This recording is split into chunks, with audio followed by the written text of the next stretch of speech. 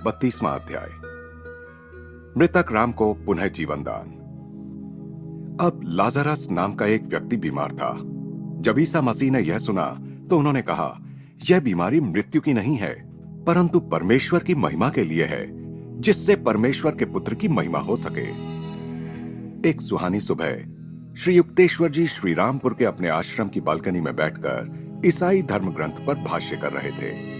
गुरुदेव के कुछ अन्य शिष्यों के अतिरिक्त मैं भी रांची के अपने छात्रों के एक दल के साथ वहां उपस्थित था।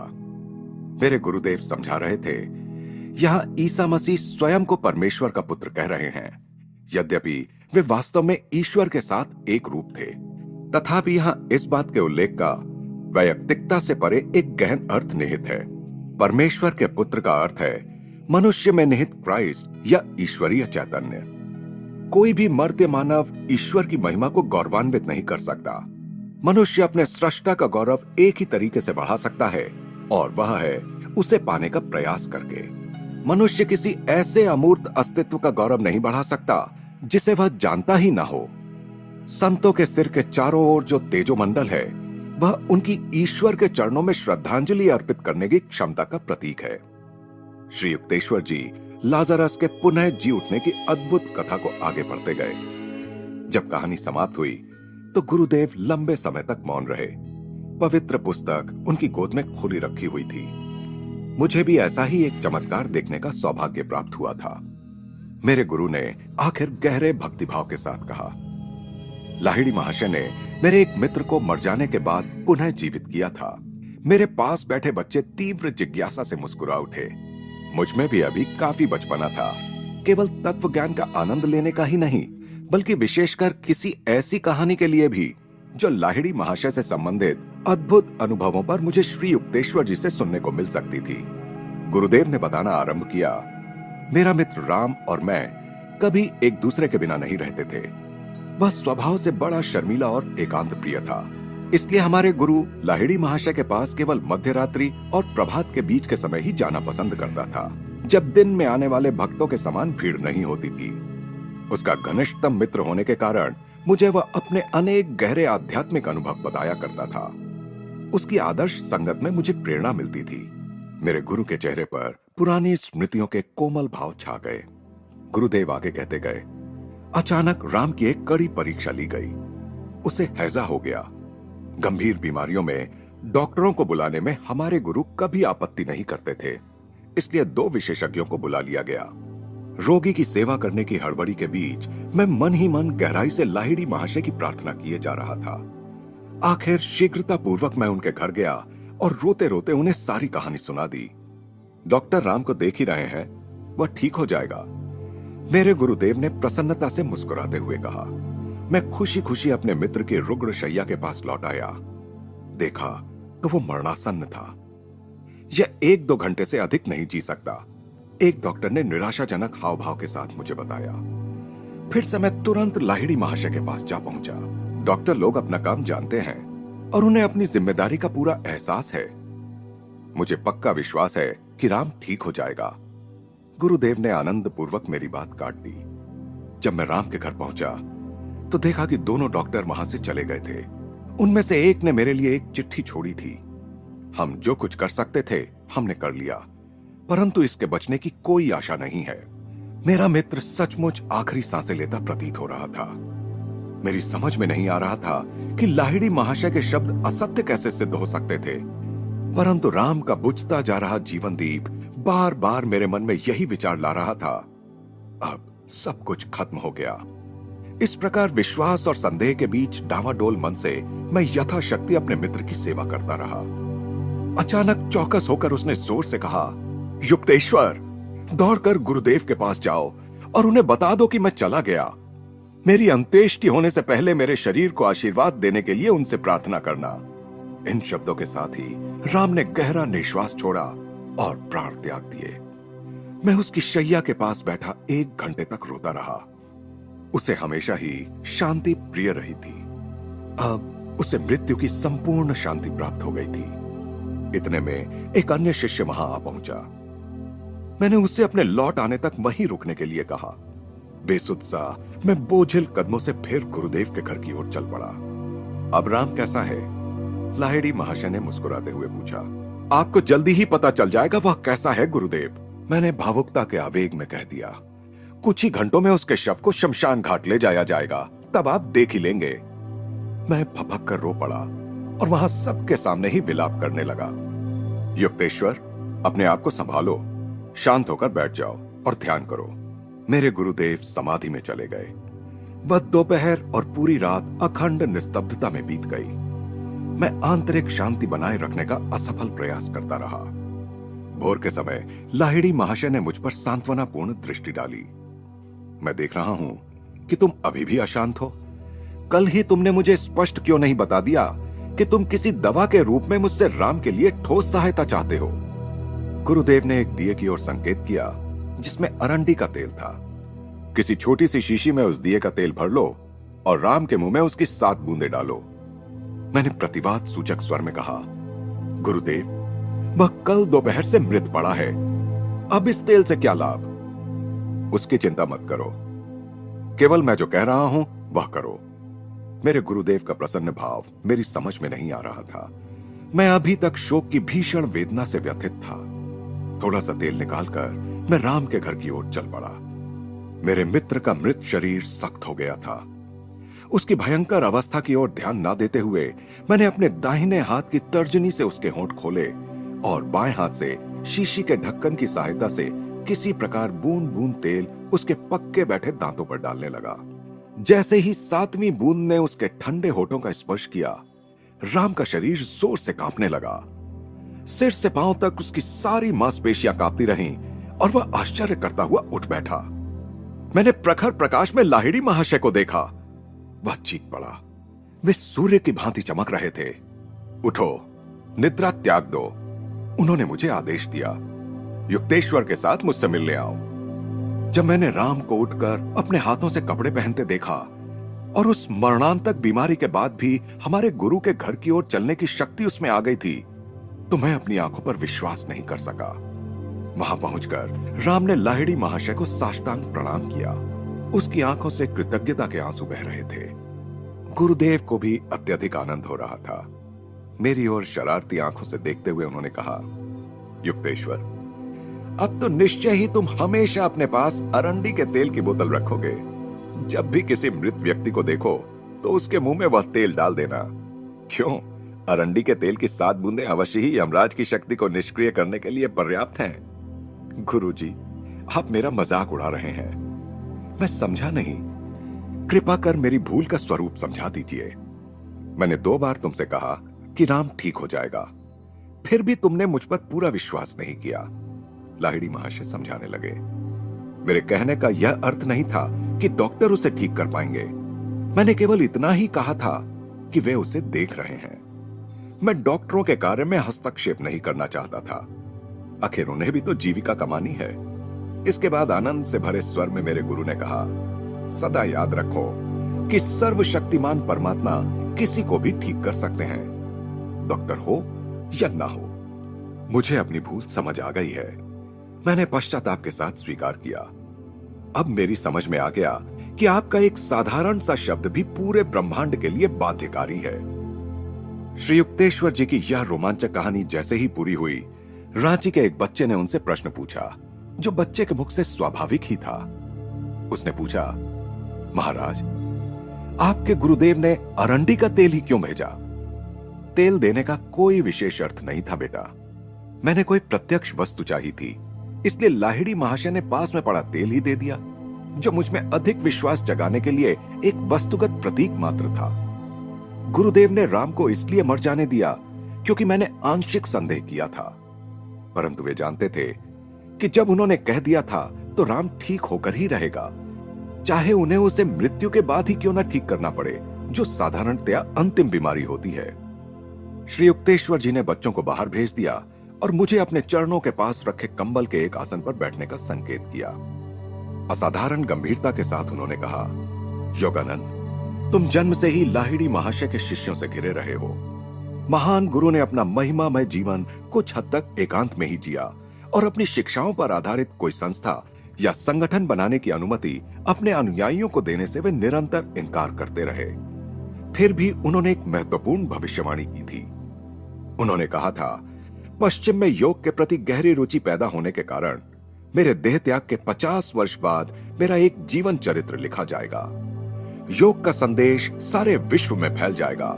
इससे सभी के एकमात्र परमपिता की प्रत्यक्ष अनुभूति पर आधारित एकता के कारण मानव जाति में विश्व बंधुत्व स्थापित होने में सहायता होगी। श्री युक्तेश्वर जी ने आगे कहा, मेरे पुत्र योगानंद, उस संदेश को फैलाने में और उस पवित्र जीवन चरित्र को लिखने में तुम्हें अवश्य अपने हिस्से का कार्य करना होगा। 1895 में लाहिड़ी महाशय ने देह त्याग किया। 1945 में उनके देह त्याग के 50 वर्ष पूरे हुए। उसी वर्ष यह पुस्तक पूरी हुई।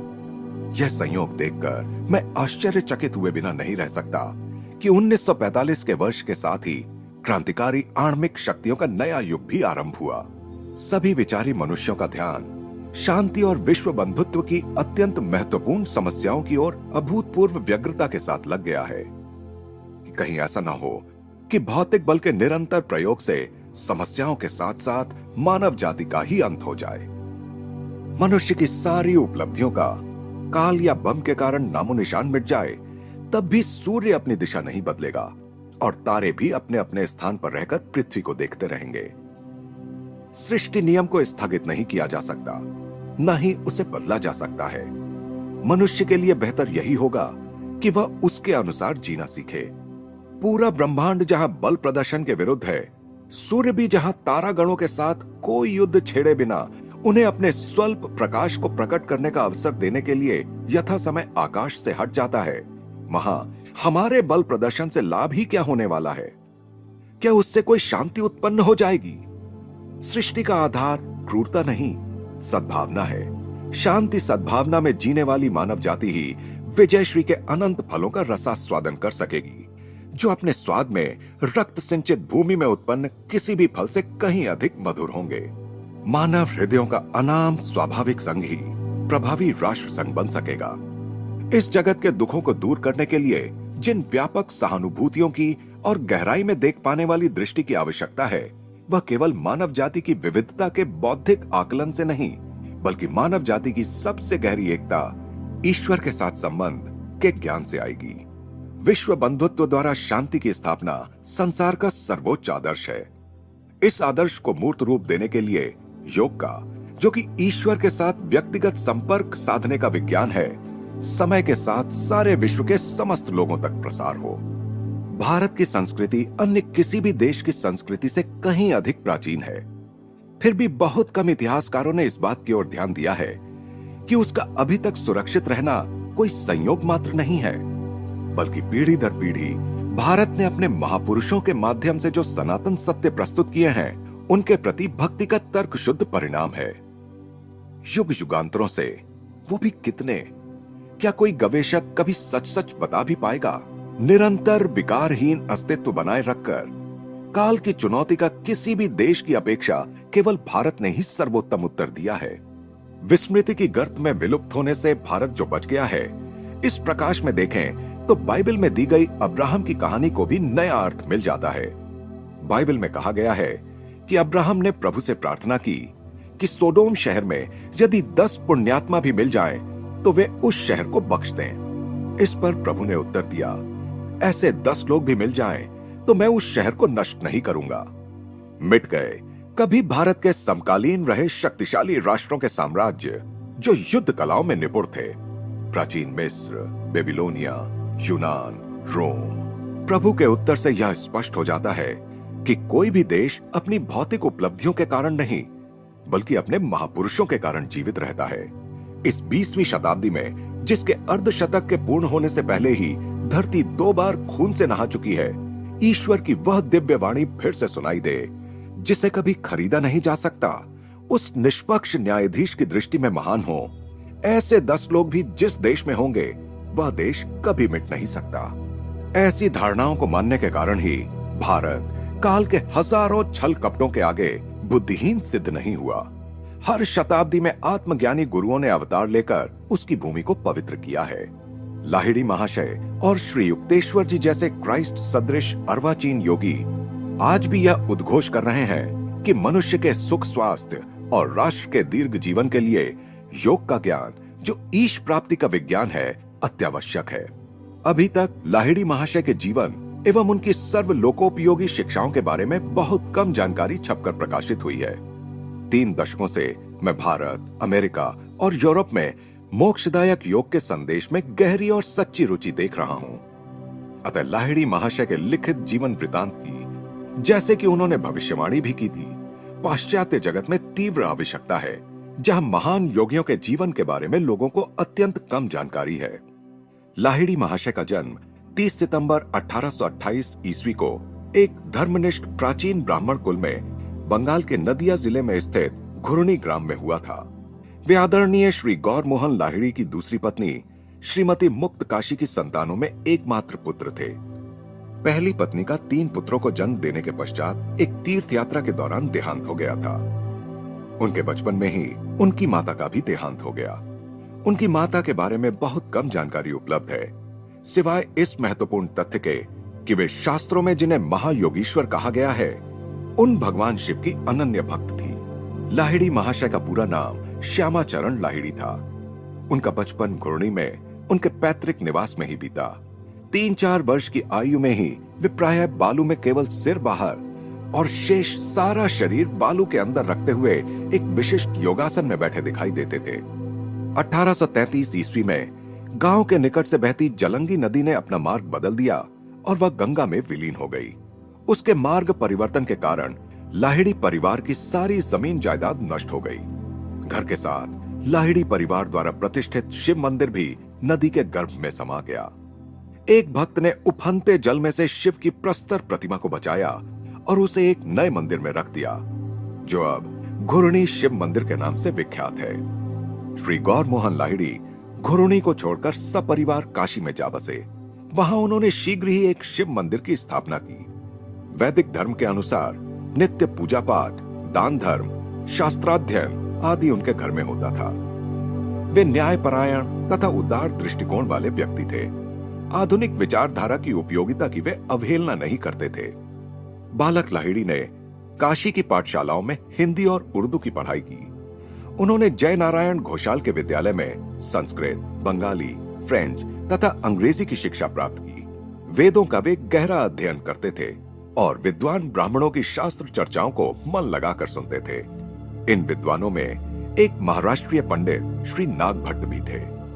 श्यामाचरण दयालु, विनम्र और साहसी बच्चा था, जो अपने सभी साथियों में अत्यंत लोकप्रिय था। उसका शरीर सुडौल, स्वस्थ तथा बलिष्ठ था। तैराकी तथा शारीरिक दक्षता के अनेक कार्यों में वह निष्णात था। सन 1846 में श्री देव नारायण सान्याल की सुपुत्री काशीमणि के साथ श्यामाचरण लाहिड़ी का विवाह हुआ।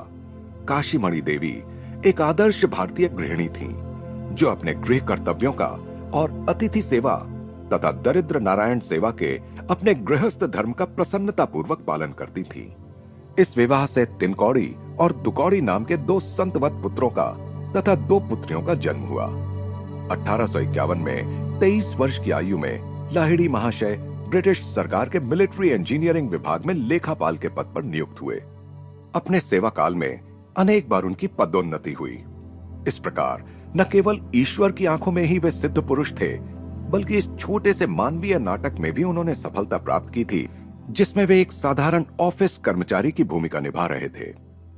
मिलिट्री इंजीनियरिंग विभाग ने भिन्न भिन्न समय पर गाजीपुर, मिर्जापुर, नैनीताल, दानापुर तथा वाराणसी में उनका स्थानांतरण किया।